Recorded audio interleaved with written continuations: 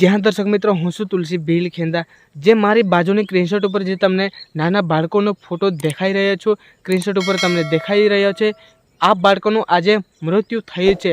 આને કઈ રીતે મૃત્યુ થઈ તે આ વિડીયોની અંદર પૂરી જાણકારી આપણે લઈશું. પરંતુ મિત્રો આમના મા બાપ દેખભાલ કરતા તો સારું હતું, કેમ કે આને હજી નવી જિંદગી કહેવાય છે કે આ નાનું બાળકો છે એટલે જીવવાનું ઘણું બધું બાકી હતું, પણ એમને કહેવાય છે કે મા બાપ એમને દેખભાલ ના કરી. એટલે કે આ પાણીના ટાંકીમાં જ્યારે એમની મમ્મી હતી તે સૂવી ગયા અને બાજુમાં જે ઘરની બાજુમાં આ ગાયની પાણી પીવાની ટાંકી હશે તેમાં રમવા ગયું અને તેની અંદર પડી ગયું અને તેની અંદર પાણી પીવાઈ ગયું અને આનું મૃત્યુ થઈ ચૂક્યું છે. મિત્રો હું છું તુલસી ભીલ ખેંદા.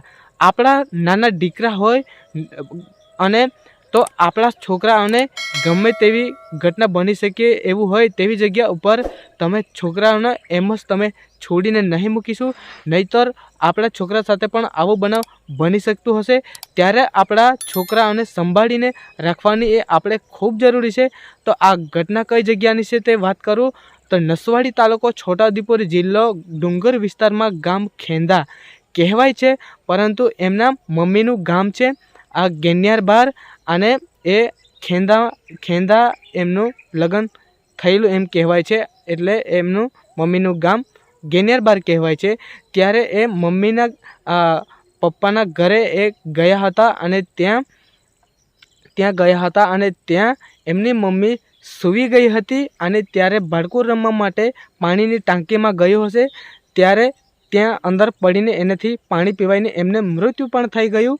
અને આ વિડીયો વિશે આ છે ઘટના. ત્યારે આપણે બાળકોને ખરેખર આપણે સંભાળીને રાખવાની જરૂરી છે અને આવો બનાવ બનતા પહેલાં આપણે બાળકોને તમે સંભાળીને રાખજો.